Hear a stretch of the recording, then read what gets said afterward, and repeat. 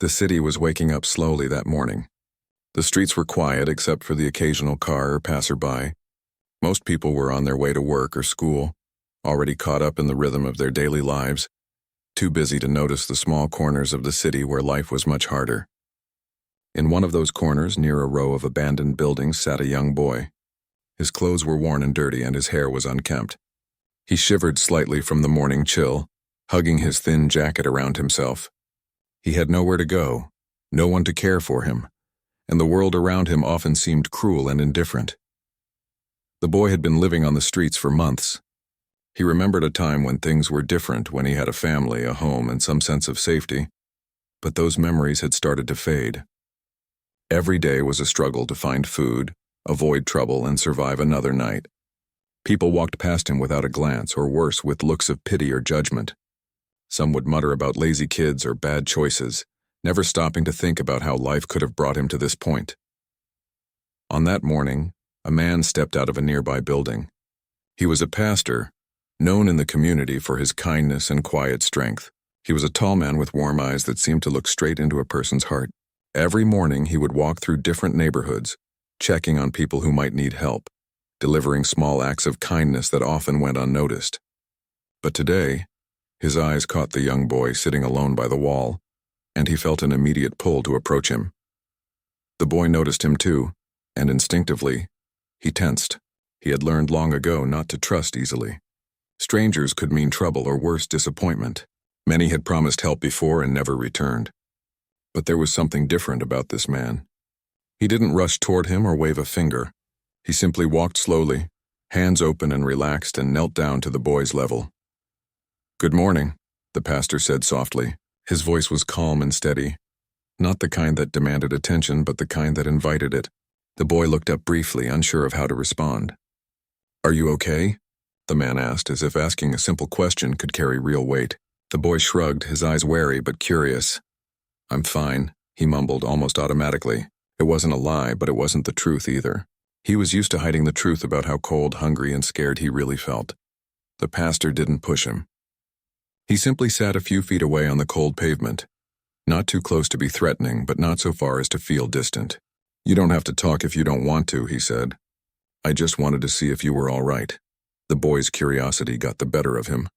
No one had ever sat down like this before, giving him space but still showing care. Slowly he relaxed a little, though he didn't smile. I'm okay," he repeated, less certain this time. The pastor nodded.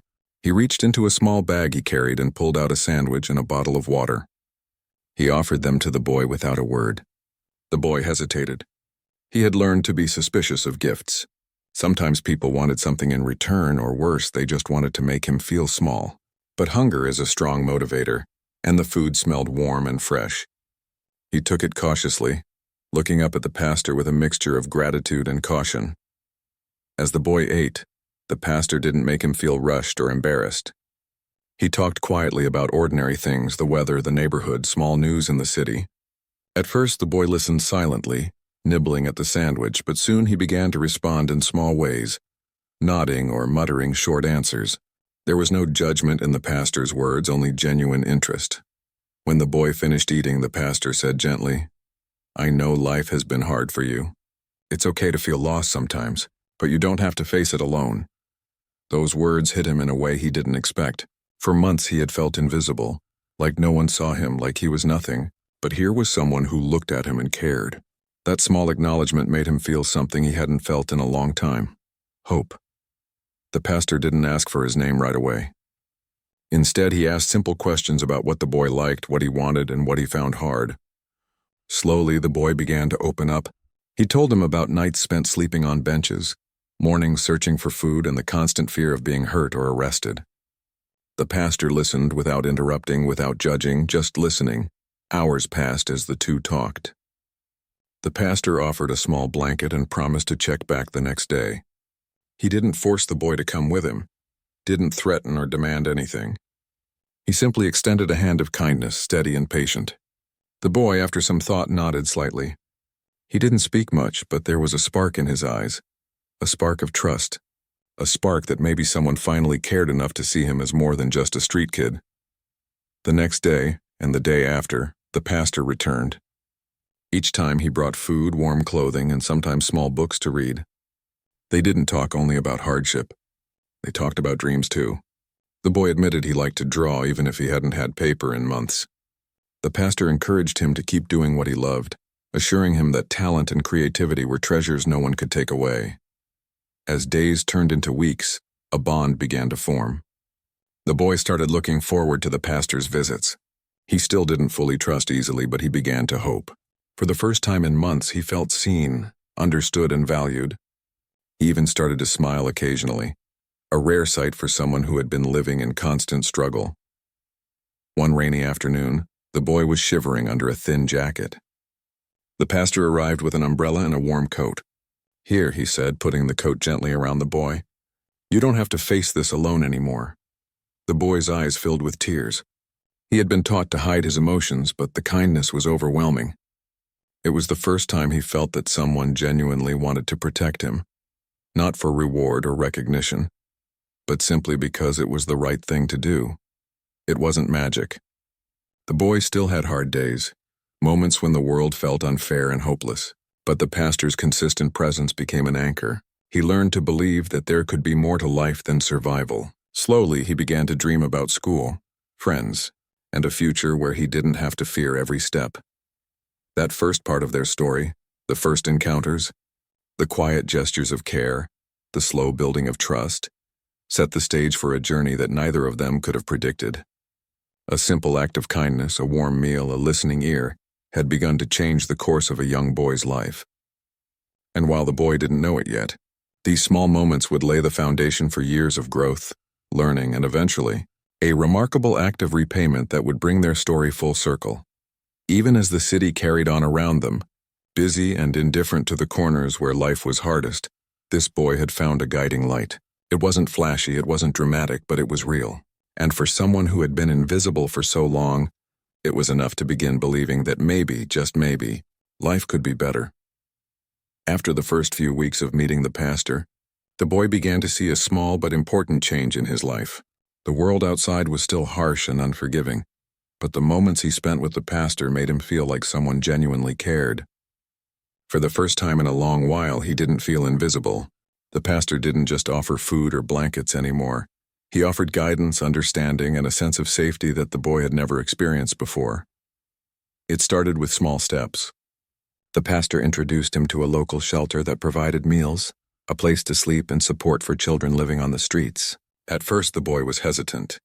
He had learned to survive alone, and the idea of following rules and schedules felt strange. He had also been treated poorly in similar places before, so he expected the same here. But the pastor was patient. He didn't push him to stay or to do anything he wasn't ready for. He simply walked with him, explained what the shelter offered, and promised to return the next day. On the second day, the boy agreed to try it. He was surprised by how clean and organized the place was. There were other children, some younger, some older, each with their own stories of struggle and survival. For the first time in months, he felt part of a small community. The other children were curious about him, and he cautiously observed them, learning how they interacted and shared. The pastor stayed nearby, watching but not interfering, letting the boy find his own space while knowing that he had a support system nearby. School was another challenge. The boy hadn't been in a classroom for a long time, and the thought of sitting among other children, following rules and learning seemed intimidating. He was afraid of being judged for his appearance, for his clothes, or for the gap in his education. The pastor, noticing his anxiety, encouraged him slowly. "You don't have to be perfect," he said one afternoon while walking through the streets. "You just have to show up. That's the first step." The boy decided to try. The pastor helped him enroll in a local school and even accompanied him on the first day to make sure he felt safe. When they arrived, the other children stared at him. He felt the familiar burn of shame and the urge to hide, but the pastor whispered, "Remember, you belong here just like everyone else." That simple statement gave him courage. Slowly, he began attending classes regularly. The first few days were difficult. He struggled with reading, writing, and understanding lessons that other children had learned years before. But the pastor reminded him that learning is a process, and that every small effort mattered. Meanwhile, The pastor continued to spend time with him outside of school. He taught the boy life skills that weren't taught in textbooks: how to manage money, how to cook simple meals, how to maintain personal hygiene even with limited resources. They would walk through the city together, the pastor pointing out safe places to find water, where to get free meals, and how to avoid dangerous situations. He explained that survival was not just about avoiding trouble, but also about making smart choices and learning from mistakes. One afternoon, they visited the local library. The boy had never seen so many books in one place. Rows and rows of stories, facts, and adventures filled the room. His eyes widened as he ran his fingers along the spines, feeling the texture of paper and the weight of knowledge. The pastor encouraged him to pick a few books to take home. The boy hesitated, unsure if he deserved them. The pastor smiled and said, "These are yours to keep. Knowledge is something no one can take away from you." For the first time, the boy felt that learning and curiosity could be a way to escape the hardships of his life. Over time, the boy started to make small achievements. He learned to read simple sentences, complete homework assignments, and even began drawing again, something he had loved but abandoned due to his struggles. The pastor praised his efforts, not in a way that made him feel pressured, but in a way that made him feel proud. Each small success gave the boy confidence, a feeling that he could accomplish things that once seemed impossible. But life wasn't perfect. The boy faced challenges that tested his resolve. Sometimes other children teased him for being different or for having a past on the streets. Sometimes he would miss a meal or find it hard to concentrate at school. And sometimes the weight of loneliness and fear threatened to pull him back to the streets. Each time, the pastor was there to guide him. "It's okay to struggle," he said one rainy afternoon. "It doesn't mean you failed. It just means you're learning." Those words became a lifeline for the boy, reminding him that setbacks were part of the journey, not the end of it. The bond between them grew stronger. The pastor wasn't just a helper or a guide. He became a steady presence, someone the boy could trust completely. They spent evenings sitting on benches talking about dreams and fears. The boy admitted that he wanted to finish school, maybe even go to college someday. He wanted to have a place where he belonged, a home where he didn't have to be afraid. The pastor listened carefully, never dismissing his dreams as unrealistic. Instead, he offered practical advice and encouragement, explaining how small steps could lead to bigger achievements. One day, the boy was struggling with a particularly difficult assignment. He had tried to complete it alone but kept making mistakes. Frustrated, he threw his pencil down and sighed. The pastor sat beside him quietly, saying nothing at first. Then he said, "You don't have to do everything alone. Asking for help is part of learning." Together, they worked through the assignment step by step. The boy realized that it wasn't weakness to accept guidance. It was strength. That moment marked a turning point, reinforcing the idea that life could be better when shared with someone who cared. As months passed, the boy's world slowly expanded. He began to form friendships at school, though cautiously. He joined a small art club, where he could draw and paint freely. He started helping other children at the shelter, sharing food or encouraging those who were struggling. The pastor encouraged this, reminding him that kindness was a cycle. When you help others, it strengthens you as well. The boy began to feel a sense of purpose, something that had been missing for so long. One evening, after a long day at school, the boy and the pastor sat on a bench overlooking the city. The lights twinkled like tiny stars, and the boy felt a rare sense of peace. "Do you ever get scared?" the boy asked quietly. The pastor nodded. "Every day," he admitted. "But courage isn't the absence of fear. It's choosing to keep going even when you're afraid." The boy thought about this. For the first time, he realized that fear didn't have to control him. With guidance, support, and determination, he could face it and move forward. The pastor also taught him about responsibility and accountability. He explained that while the world might be unfair, one's actions still mattered. Small decisions, choosing to go to school, to treat others kindly, to learn and improve, could change a life over time. The boy began to see patterns in his own life, recognizing how past choices had led him to the streets, and how new choices could lead him to something better. Through all of this, the boy's trust in the pastor grew. He started confiding more, sharing thoughts he had kept hidden for years. He spoke about nights when he felt completely alone, about fears of never being loved or accepted, about longing for a place to call home.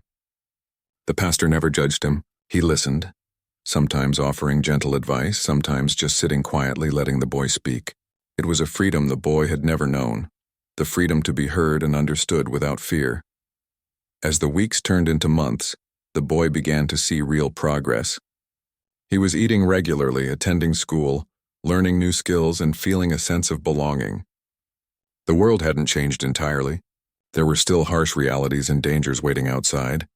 But within this small circle of guidance, he found hope. The pastor's steady presence reminded him that even in the darkest times, someone cared enough to walk alongside him. The transformation wasn't instant or dramatic. There were moments of doubt, anger, and fear. But each time the boy stumbled, the pastor reminded him of his strength and potential. He learned patience, perseverance, and the importance of small, consistent efforts. He began to believe in a future where he could thrive, not just survive. One chilly morning, the boy put on the coat the pastor had given him months ago. It was still slightly worn but warm, a symbol of care and protection. As he walked to school, he realized that he was no longer just surviving from day to day. He had a direction, a sense of purpose, and someone who believed in him no matter what. That thought brought a small smile to his face, one that had grown more frequent over the past months. This part of the story, the guidance, support, and steady mentorship, laid the foundation for everything that would come next. The boy was learning not just to survive, but to live, to dream, and to trust. And though he didn't know it yet, these lessons would carry him through challenges, shape his future, and ultimately lead him back to the pastor years later, ready to repay the kindness that had changed his life forever. The boy had now been living with the pastor's guidance for several months. He had learned more than just reading and writing. He had learned about trust, responsibility, and the small choices that could change the course of a life. But the most important lessons were not in books or schoolwork. They were in the way the pastor treated him and others, showing him how to live with kindness, patience, and integrity. Life outside still had its challenges. The streets were never far from his mind, and the boy often felt the pull of old habits and old fears. He had survived by being cautious, by hiding, and by learning to fend for himself. Sometimes those instincts clashed with the new lessons he was learning. It was difficult to trust completely, and at times he would retreat into silence, fearing disappointment or failure. But the pastor was always patient. He didn't scold or force him. He simply reminded him that growth took time, and that it was okay to make mistakes along the way. One afternoon, the boy was struggling with a personal choice. A friend from the shelter invited him to skip school and wander around the city. The temptation was strong. Freedom, adventure, and the comfort of old habits called to him. For a moment he considered it, but then he thought about the pastor's words. Every choice shapes your future. You are stronger than your fears and smarter than your impulses. With a deep breath, he declined the invitation. It was a small victory, but it felt enormous. The pastor noticed, smiling quietly from a distance. That small act of self-control was the beginning of a new understanding, that he could choose a better path even when it was hard. The pastor also encouraged the boy to explore his talents. He remembered the boy's love for drawing and creative expression, something he had abandoned while struggling to survive. One afternoon, they visited a community center where children could paint and draw freely. The boy hesitated at first, unsure if his work mattered, but the pastor reminded him, "Your creativity is part of who you are. Never let it fade no matter what life throws at you." Slowly, the boy picked up the brush and began to create. Each stroke of color, each careful line became a symbol of his growing confidence and his belief that he had value beyond survival. School continued to be a challenge. The boy had missed years of formal education, and catching up was not easy. Sometimes he felt frustrated when lessons were difficult, or when other children seemed to understand things faster than he did. The pastor, however, never allowed him to give up. They would sit together in the evenings reviewing lessons, explaining concepts patiently and celebrating small accomplishments. Slowly but surely, the boy's grades improved, and more importantly, he began to believe in his ability to learn. The boy also started to see the importance of relationships. He learned how to treat others with respect, how to offer help without expecting anything in return, and how to apologize when he made mistakes. At first, these lessons felt strange. He had learned on the streets that trust and kindness were dangerous, that showing vulnerability could lead to harm. But through the pastor's example, he saw that there was another way to live, a way that could bring connection, friendship, and even joy. One day, the boy was walking home from school when he saw a younger child struggling with a bag of books. Without thinking, he ran to help, lifting the heavy load and guiding the child safely to a bench. The child thanked him, and the boy felt something unfamiliar: pride. It wasn't just pride in helping. It was pride in realizing that he could make a positive difference in someone else's life. When he told the pastor about it later, the man simply nodded. "This is how kindness spreads," he said. "One small act can change the day or even the life of someone else." The boy began to see that his own experiences of struggle could give him empathy and the ability to help others. As the boy grew, the pastor started preparing him for a greater level of independence. They talked about future goals, about the importance of saving money, and about finding work that would allow him to support himself. The boy began taking small jobs at the shelter and in the community, learning responsibility and the value of hard work. Each paycheck, however small, felt like a step toward a life he could finally call his own. There were moments of doubt, of course. The boy sometimes felt overwhelmed by the gap between where he was and where he wanted to be. Nights could still be lonely, and old fears of abandonment or failure sometimes crept in. During these times, the pastor reminded him to focus on the present, on what he could do today, rather than worrying too much about the future. "The road is long," he said one evening as they watched the city lights, "but each step you take matters. Keep moving, and don't forget to look back at how far you've come." The boy's confidence began to grow in other areas as well. He learned to express his thoughts clearly, to speak up for himself in school, and to make decisions without relying entirely on others. The pastor encouraged him to take small risks, joining the art club, presenting a project in class, or trying a new skill at the community center. Each success, no matter how small, reinforced his belief that he was capable of more than mere survival. During this time, the pastor also taught the boy about moral choices and integrity. He explained that life would often present situations where doing the right thing was not easy. Sometimes people would cheat, lie, or take advantage of others to get ahead.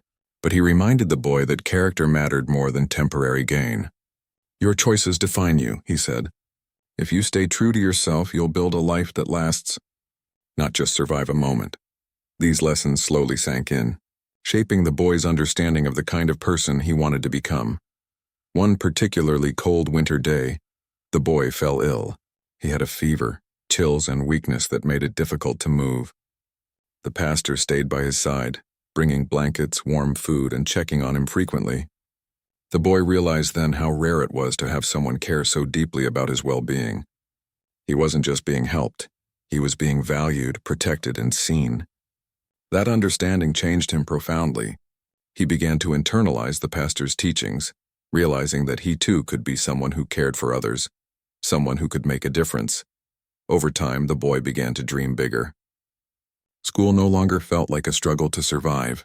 It became a pathway to opportunity. He imagined completing his education, maybe even going to college one day. He pictured a life where he didn't have to fear the streets, where he had a home, and where he could help others who had struggled like he had. These dreams were new, fragile, but they gave him motivation and a sense of purpose he had never experienced before.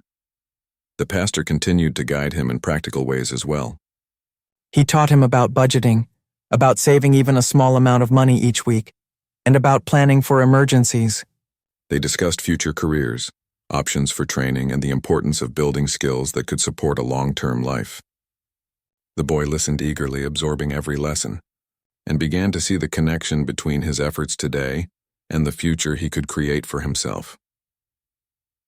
By the end of that year, the boy was no longer the same child who had sat alone on the street corner months ago. He had grown in confidence, in knowledge, and in character. He still faced challenges, but he had learned that he could meet them with courage, guidance, and determination. He had learned the value of hard work, kindness, and integrity. And most importantly, he had learned to trust someone completely, realizing that relationships built on care and honesty could transform his life. The pastor watched his progress with quiet pride. He knew that the boy would eventually have to leave his immediate guidance and face the world on his own. But he also knew that the lessons, skills, and values the boy had learned would stay with him. The boy had grown from someone surviving day to day into someone preparing to thrive, someone capable of shaping his own life and making a positive impact on others. In those months, the boy had learned more than any school could teach. He had learned about courage in the face of fear, the power of consistent guidance, and the importance of making choices that aligned with his values. He had learned that kindness was not weakness, that asking for help was strength, and that every small step toward improvement mattered.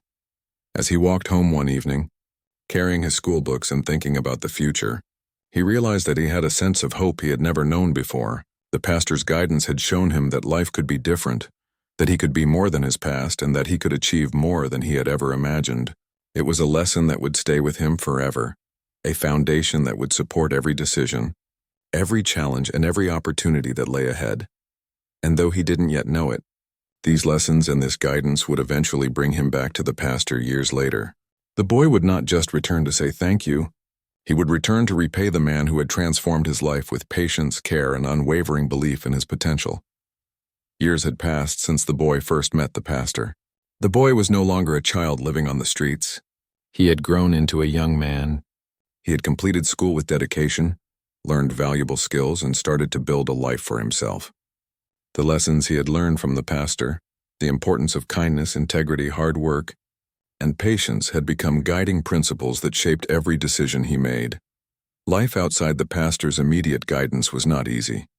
The city was still full of challenges. Jobs were competitive, housing was expensive, and many people still judged him for his past. But unlike before, he now had the confidence and determination to face these difficulties. He applied for work, sometimes facing rejection, sometimes finding opportunities, and always learning from each experience. He remembered the pastor's words, "Every challenge is a lesson. Every setback is a chance to grow." These words gave him the strength to keep going, even when the world seemed against him. At first, he took small jobs. He worked in local stores, helped in community centers, and even volunteered at the shelter where he had once stayed. Each experience taught him discipline, responsibility, and patience. He saved every penny he could, not just for immediate needs, but also for the future he dreamed of, a future where he could be independent, secure, and capable of helping others as he had been helped. The young man also began to give back in small ways. He remembered the days when he had felt invisible, when no one cared whether he ate, slept, or survived. He started helping other children in the shelter, offering encouragement, sharing skills he had learned, and showing kindness. Through these acts, he began to feel a sense of purpose. Helping others reminded him of the pastor, and it gave him a deep satisfaction he had never felt before. It was a way to honor the care he had received, even before he had the chance to fully repay it. Despite progress, life was not without struggles. Sometimes bills piled up, opportunities seemed distant, and loneliness crept in. But the young man had learned resilience. He leaned on the lessons of perseverance and patience the pastor had taught him. When setbacks occurred, he reminded himself that no one achieved success without obstacles. He reflected on his past, understanding that the struggles he endured had made him stronger, wiser, and more compassionate. Education continued to be important to him. Although he had finished school, he sought knowledge wherever he could find it. He attended workshops, learned new skills, and read constantly. He remembered the library where he had first felt the wonder of books, and he carried that curiosity forward. Learning became not just a path to survival or career growth, but a source of joy, confidence, and freedom. Relationships also played a key role in his growth. He built friendships with people who shared his values, who encouraged him to do better, and who offered support when life was difficult. These relationships were built slowly, carefully, with trust and mutual respect. Lessons he had learned from the pastor about the importance of patience, empathy, and loyalty. He learned that a strong support system was essential for personal growth and emotional stability. Over the years, he began to achieve milestones that once seemed impossible. He moved into a small apartment, started a stable job, and began saving for the future. Every achievement, however small, reminded him of the journey he had traveled, the streets, the fear, the loneliness, and the small acts of kindness that had changed everything. He often thought about the pastor, wondering if he would be proud of the progress he had made. One day, he came across a news article about a community program that helped children living in poverty. He read about children struggling in situations similar to what he had endured. Without hesitation, he decided to contribute. He didn't have a lot yet, but he gave what he could: time, effort, advice, and eventually financial support. He wanted to make a difference in the lives of others, just as the pastor had made a difference in his. The young man also realized that his past had given him empathy.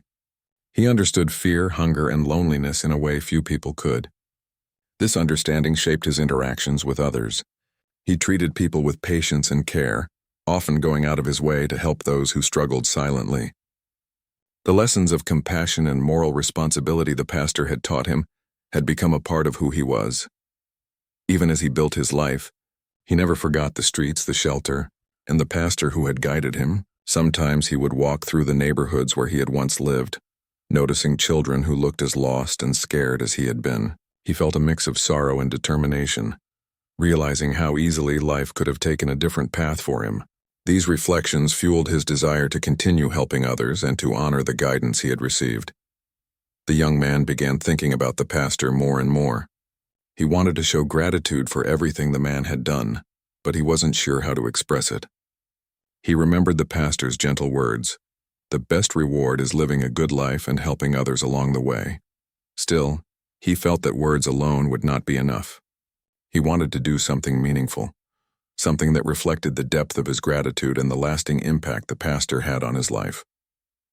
One evening, after a long day at work, he sat quietly in his apartment, reflecting on the journey he had traveled. From the streets to stability, from fear to confidence, every step had been guided by the small acts of kindness and mentorship the pastor had offered. He realized that the lessons of patience, resilience, and integrity had become a part of him. They had shaped his decisions, his behavior, and his dreams. They had also prepared him for a future where he could make a difference in the lives of others. The young man began to plan carefully.